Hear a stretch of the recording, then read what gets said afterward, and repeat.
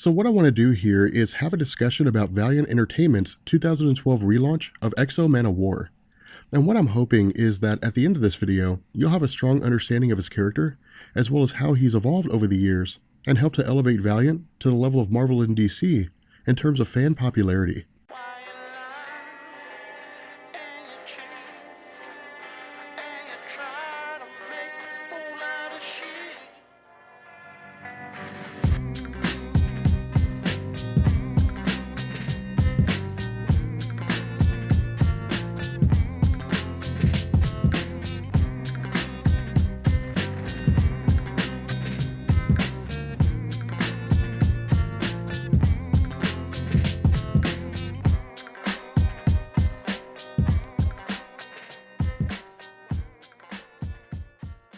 So winding the clock back to my video on Valiant Entertainment Explained, the origin of Manowar actually has its history in Valiant as a company, as well as Marvel Comics. Referencing my video on Valiant, where Marvel was originally a subsidiary of Magazine Management Company under the ownership of Martin Goodman, because Magazine Management was losing money due to the decrease in popularity of men's magazines and the increase in popularity of comics, another company named Perfect Film and Chemical had bought out Magazine Management in 1963. Where Marvel became the standout publication with Stan Lee and Jack Kirby introducing the X-Men, Spider-Man, the Fantastic Four, and the Avengers, because of financial issues unaccounted for by public documents, in 1969, Perfect Film and Chemical reported a profit loss of $35 million, leading to a name change in 1973 under CEO Sheldon Feinberg and the new company titled Cadence Industries.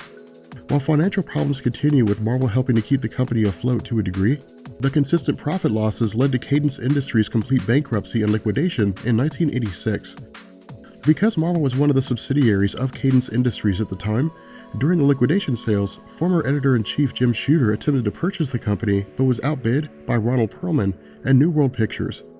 As a result, Jim Shooter and several others acquired financing from venture capitalist firm Triumph Capital, a company that lends money to fledgling businesses while maintaining a controlling stake with the expectation of financial returns once they're off the ground.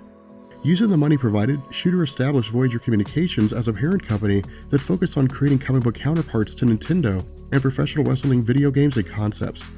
Using the fledgling popularity as a platform, in 1991, Valiant Comics was introduced as a working imprint of Voyager, and after reaching out to existing publishers like Gold Key Comics, attained the licenses necessary to write and release the publications of Magnus Robot Fighter and Solar Man of the Atom.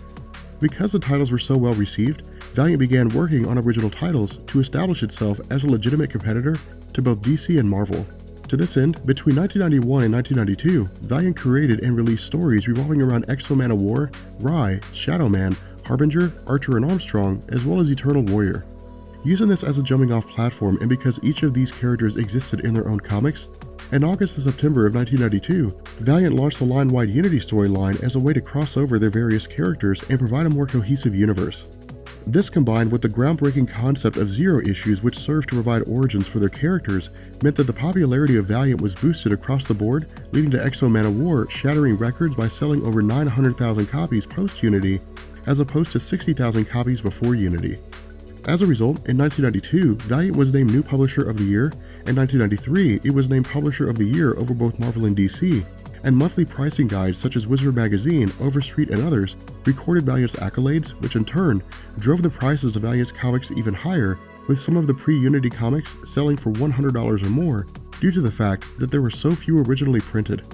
Looking to capitalize on the popularity of Voyager Communications and the Valiant line of comics, Triumph Capital sold Voyager Communications and all of its subsidiaries to Acclaim Entertainment for $65 million. The reason for this purchase was that Acclaim planned to further the Valiant titles by tying the Valiant comic line over into its video games and other entertainment media. However, shortly after the acquisition, the sales of comic books came to a screeching halt due to the comic bust of the 1990s. Jumping back to 1976 and the introduction of the Overstreet Buyer's Guide, prior to this time, a national standard for tracking the value of comics did not exist. Instead, comic collecting was largely regional, with collectors traveling to local conventions, stores, or homes of other collectors and trading their comics based on their perceived value. However, following the advent of the Overstreet Buyer's Guide, which served to establish the value of comics based on their rarity and condition, collectors around the country had become aware of rare or important comic books that could be worth large sums of money owing to the fact that so few remained in quality condition after their release to the general public. What this meant was that stories like 1975's Giant-Size X-Men issue number 1 and 1985's Crisis on Infinite Earths were worth a lot of money if they were in good condition, while classic stories like 1962's Amazing Fantasy number 15 were worth even more money, with the most pristine copy valued at over $1 million. Following this revelation, speculators began looking to purchase the next comic that would hopefully be worth a fortune, artificially inflating the comic book market in the process by collecting multiple copies of comics deemed to be extremely popular among readers or would have a huge impact on characters. And so by 1994, following the death of Superman and Batman Nightfall story arc respectively, collectors had purchased the stories in droves, looking to the value they would hold in the future. However, the opposite effect happened in that Marvel and DC, as well as Valiant, due to their post-Unity popularity, began producing massive amounts of comics, and in turn, the value of comics plummeted due to an oversaturation of the market. As a result, by late 1995, pre-orders for comics were reaching the lowest point of the decade, and the titles of Valiant comics under Acclaim were no exception. Recognizing the situation they were in and that action needed to be taken to revitalize interest in their titles, in late 1996, Acclaim relaunched the dying comics line as Acclaim Comics Valiant Heroes. While the names and titles belonging to Manowar, Bloodshot, and Shadow Man were the same, the stories of the Acclaim Valiant lineup were launched as a new universe, which was more easily adapted into video games. Furthermore, in 2000, Acclaim launched the second Unity saga as a 6-part story arc to unify the pre- and post-Acclaim Valiant universes by eliminating their least popular titles and keeping the most popular ones. However, Acclaim stopped producing the series after only half of the books released, due in part to a public payment problem with the artists and severe losses from a recently released sports video game. To sidetrack here, during the late 1990s, Acclaim was the sole provider of video games based on the World Wrestling Federation. But because the WWF was competing with WCW during the Monday Night Wars, the contest relating to sports entertainment supremacy extended to merchandise as well. With WCW under the banner of video game developer THQ and experiencing record profits due to the high quality of their games, in late 1999, the WWF severed its contract with Acclaim and allied itself with THQ. This combined with a series of bad business decisions like failing to pay royalties to Mary-Kate and Ashley Olsen for games developed and sold by Acclaim, in addition to the attempt of boosting the popularity of the BMX line by introducing a XXX variant which included nudity, all led to Acclaim filing for Chapter 7 bankruptcy, resulting in an auction of assets, during which time the licenses of Magnus Robot Fighter and Solar Man of the Atom returned to Western publishing.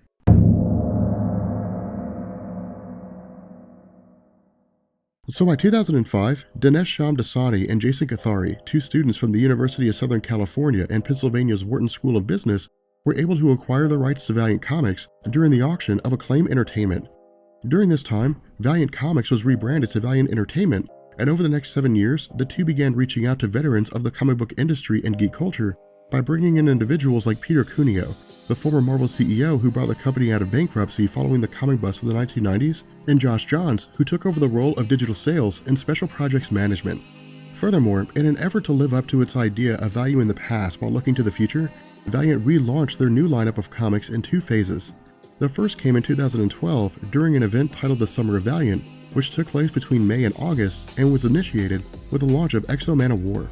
Debuting with issue number 1 of his solo series, the title was handed over to Robert Venditti. Best known for his work on DC's Green Lantern and The Flash, at the time of his hiring for Valiant Comics, Venditti had established himself as a New York Times best-selling author with The Surrogates, the graphic novel adaptation of Percy Jackson and the Olympians, and The Homeland Directive. Looking to the previous volumes of Manowar prior to the relaunch of Valiant Entertainment, the character of Manowar experienced a wholesale reboot and was based loosely on the previous source material, but also allowed Valiant and Venditti to provide prospective readers with what the new Valiant era had to offer. Picking up in Pollentia, northern Italy in 402 AD, the story blended both science fiction and non-fiction by providing a battle between the Visigoths and the Romans. To sidetrack here and delve into a bit of real-world history, the Western Roman Empire was established around 30 years before modern era, following the death of Julius Caesar and the collapse of the Roman Republic. Where the Western Roman Empire itself had lasted around 506 years, this period of the comic represents the beginning of the empire's end due to Rome conquering the Austrian, Dutch, English, German, Icelandic, Norwegian, and Swedish territories, who were collectively known as the Visigoths. Now, while there is no particular reason for the decline of the Western Roman Empire, and that historians point to a multitude of factors including the idea that the empire had grown too large to control, as well as economic, religious, and civil reasons, something to take note of is that the Visigoths, as they're depicted in this story, aren't actually designed to be a combination of Northern European nations uniting against Rome, and instead are simply just a society called the Visigoths. But the inclusion of this bit of history into the story provides us with an idea of the research that went into including real-world history as a way to ground the characters of the Valiant universe and make them more relatable. Now, where Eric himself is depicted as being brave and headstrong, albeit a bit foolish, and that he disobeyed his uncle's orders to hold the line and keep from attacking the Romans, the reason behind this logic is revealed when Eric learns that the frontal assault from the Romans was a distraction while the rest of the army routed the Visigoths and attacked their camp from behind. Forcing a retreat and attempting to escape certain doom, in the midst of the attack, Eric's father is mortally wounded. Now, the conversation between Eric and his dying father are of extreme importance here, and the reason why is because Venditti is following the classic example of the hero's journey. To sidetrack here, in the realm of narration and comparative mythology, which is to say the comparison of myths from different cultures, virtually all societies have some measure of storytelling involving a person of the religion rising up to become a hero. Where the circumstances of this change from one culture to the next, the overarching theme remains the same. Thematically, the hero's journey involves a normal man or woman receiving a call to adventure. They receive supernatural aid, they pass the threshold of the known to the unknown, they receive help from an unexpected source, after which they encounter a mentor. From here, they face a series of challenges and temptations, after which they face a personal revelation in which they die and are reborn as a villain. They slowly experience a reformation from a villain back to a hero, and then they atone for their past actions, and the cycle repeats itself. With regards to Eric, this is a pattern that I'd like you to keep in the back of your mind, and that with the Visigoth camp having been overran and its inhabitants being taken by the Romans, Eric's call to adventure came when his father died and he sought to gain revenge by killing as many Romans as possible. Now, where the attention of Eric is drawn to reports of Romans wandering the countryside and preparing to attack, after Eric and a group of soldiers investigate, instead of finding Romans, they discover the presence of an alien race called the Vine. Robert Venditti begins to transition away from the historical roots of the story and draw on various characters from comics in general who help to form the idea behind Eric. What I mean here is that for those of you who are familiar with the character of Thor, you may notice that both he and Eric share very similar personality traits, and there's an explicit reason for this. When looking at heroes who originate with historical times, especially those in ancient Greek, Roman, and Norwegian times, Thor usually stands as the embodiment of ancient themes involving camaraderie, bravery, and occasional foolishness. Now, I don't mean to say that Robert Venditti is actually ripping off the character of Thor. Instead, much like Superman and his embodiment of the modern hero archetype, heroes who are designed to hail from earlier days in human history tend to be modeled after the personality or actions of Thor, since he oftentimes was used as a model of what it meant to be a true soldier among the Norwegian people. Having said that, where the story would go on to see Eric and a handful of his men taken aboard the vessel and into the depths of space to work as slaves, his time on the vessel saw him experiencing a series of extremely violent acts, including the dead being recycled as a food source for the living.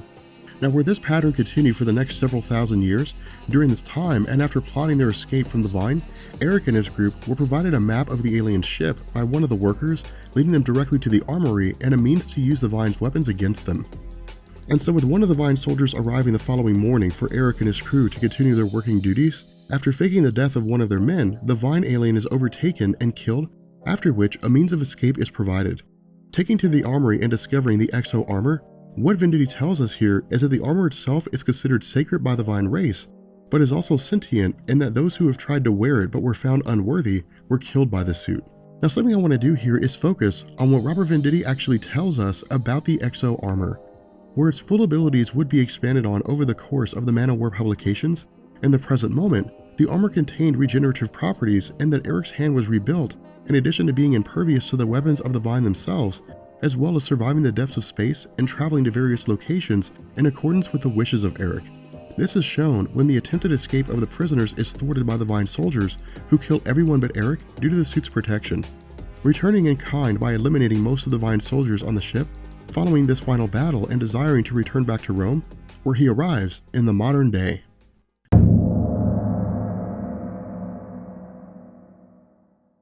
So following his arrival on Earth, Robert Venditti began the true task of giving us as the reader a wholly unique take on the character in the realm of comics, absent the standards created by Marvel and DC. Where Eric's departure from Earth took place around 402 AD, because the Vine mothership had been traveling throughout the cosmos at light speeds, while only a few years had passed on the ship itself, life on Earth had moved forward by almost 1600 years, meaning that with his return, Eric's wife, children, and people were all dead.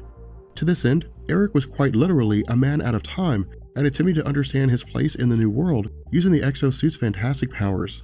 Using the Exo Manowar title as a flagship line for Valiant, over the course of the next several story arcs including Hunter and Hunted, Uneasy Alliances, and Planet Death leading up to the events of Unity, Exo Manowar's role on Earth was modified and adjusted to follow the hero's journey, but also allow Valiant to tie him into introductions of their own heroes and expand on the Valiant universe. In the story Hunter and Hunted, when the Valiant stationed their own operatives on Earth disguised as humans, a British operative named Colin King operating under the name Ninjak was reintroduced to the Valiant universe, serving as an indirect agent of the Vine in their efforts to capture Eric and return the Exo armor. Where the story arc would go on to see Ninjak discovering the nature of the Vine, their true motives, and eventually allying himself with Eric, the story saw the creation of Alexander Dorian by Robert Venditti, going into Uneasy Alliances, where Dorian served as a member of the Vine, who defected from their cause. Using the knowledge of Alexander to gain a better understanding of how deep the Vine's influence went on Earth, the Uneasy Alliance's story arc led into Dorian, Ninjak, and Eric all attempting to root out the various Vine operatives on Earth, culminating in the launch of Prelude to Planet Death in that Robert Venditti had returned Eric's closest friend Gafty to the landscape by revealing that he had actually survived the initial escape assault and was being tortured by the Vine for information. While the Prelude focused on the Vine using the acquired information to launch an attack against Earth, Gafty had sacrificed his life for the purpose of destroying the Vine mothership and ending the invasion.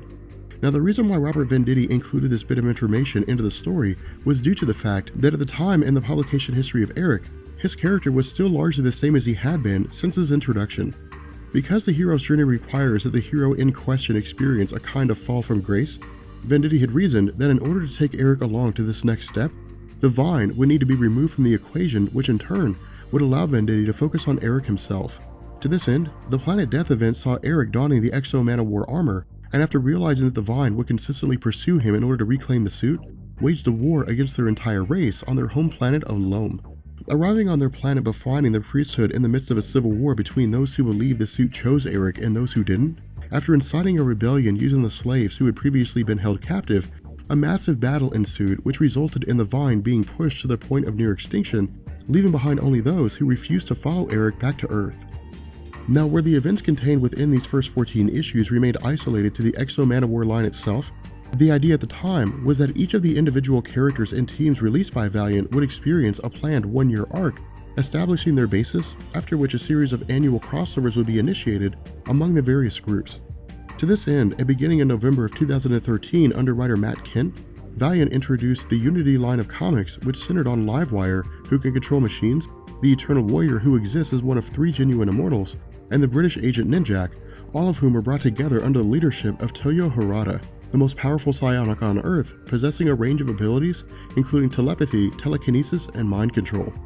Covered in the crossover event To Kill a King, with the Vine threat neutralized and after returning to Earth, because the underlying goal of Toyo Harada was to conquer the Earth in secret, when Eric had taken over Romania and declared it to be the new territory of Visigoth and decreed the Romanian people to be his subjects, Unity had been formed to neutralize the threat of Eric and restore order to Romania. Receiving critical acclaim for its pacing, art, and storytelling, and that To Kill a King focused largely on Eric's inner struggle and his need to see Visigoth return, juxtaposed with the recognition that he existed in a new world. Where the story concluded by seeing Livewire seize control of the Exo armor from Eric, but also learning of Harada's goal to conquer the world. Much like the formation of the Avengers, whose members were manipulated at the hands of Loki, the members of Unity turned on Harada and inducted Eric into their ranks, allowing Valiant to transform the team into their variation of the Avengers or the Justice League. Now, where the Exo Manowar series went forward with issue number 26 initiating the 3-part series Armor Hunters, followed by Enter the Armorines, Dead Hand, and Exodus, because Valiant looked to ensure it did not fall into the situation of confusing and convoluted storylines as was seen with other content creators, instead, Valiant structured its publications based on 2 elements: fan reception and easily accessible content. Where existing readers of the Valiant universe were able to guide new fans by providing reading lists and information on where to start, Valiant itself also looked to ensure that those fans who did not have access to these reading groups would not feel alienated by the various comics and crossovers. Launched in December of 2014 as a 4-part self-contained miniseries written by Jeff Lemire and Matt Kent, the Valiant served to offer a jumping-off platform for prospective readers by focusing on Eternal Warrior, Geomancer, Bloodshot, Armstrong, Neville Alcott, and Exo Manowar. receiving critical acclaim yet again from OneUp.com, Comic Book Resources, Bloody Disgusting, and other geek culture related websites due to the miniseries providing the origins of the starring characters, a display of their abilities, as well as their view of the world. The Valiant miniseries saw a fresh influx of prospective readers, who were finding themselves growing apart from the larger-than-life characters, stories, and teams found within the pages of Marvel and DC proper. In addition to this, where these crossovers were and remain extremely well received by fans of the Valiant universe, Valiant itself has consistently maintained the idea of ensuring that each of these characters are allowed to grow and develop adequately on their own. While this doesn't mean that Valiant avoided crossovers between their individual characters, it did mean that much like DC's format with individual character story arcs, Valiant sought to ensure that those who preferred Manowar outside of his involvement with Unity, Ninjak, and other characters were able to see their desire fulfilled by reading his own individual storylines in his title comic without concern of the series falling prey to becoming a massively confusing series of cameos. With that being said, we're going to bring this video to an end. I hope you guys enjoyed it. If you did, let me know, and I will catch you guys later. Peace. The problem was, strange things often happened around Harry, and it was just no good telling the Dursleys he didn't make them happen. Once, Aunt Petunia, tired of Harry coming back from the barber's looking as though he hadn't been at all, had taken a pair of kitchen scissors and cut his hair so short he was almost bald, except for his bangs, which she left